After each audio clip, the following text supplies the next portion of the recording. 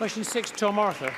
To ask the Scottish Government what impact it anticipates the rollout of universal credit will have on people in the Renfrewshire South constituency. Minister.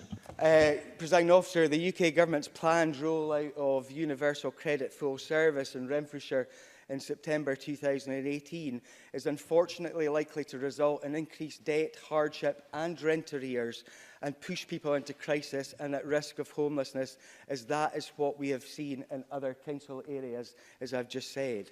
The Trussell Trust explicitly links the rise in the use of food banks to the rollout of universal credit. It found that food bank use increased by an average of 52% in UC full service areas. Evidence provided by COSLA also suggests that average rent arrears for those in receipt of UC are more than 2.5 times higher than those on housing benefit. The Scottish Government has now written to Esther McVey for the 6th time in 2 years, calling on the UK Government to halt the rollout of universal credit. However, Esther McVey's statement to the House of Commons on 21st of June suggests that our plea continues to fall on deaf ears. Tom Arthur. Presiding Officer, I have had far too many constituents come to my surgery in tears as a result of the UK Government's welfare reforms and their sanction regimes. Does the Minister agree with me that the recent National Audit Office report on the rolling out of universal credit is a damning indictment of the Tory UK Government's handling of the benefit system, but it's further evidence that Westminster cannot be trusted to look after the most vulnerable, and yet another reason why this Parliament should have the full powers of a normal, independent country.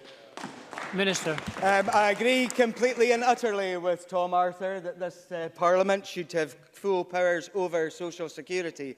Every day, we are hearing further evidence about the misery that universal credit and other benefits like ISA and PIP are causing. Continuing austerity will result in an overall reduction in annual welfare spend of £4 billion in Scotland by 2020.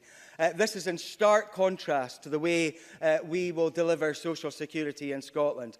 We are putting people first and treating them with the dignity and respect that everyone has the right to expect from their social security system. We expect to spend over £125 million in 2018-19 on welfare mitigation measures to help the most vulnerable people here in Scotland.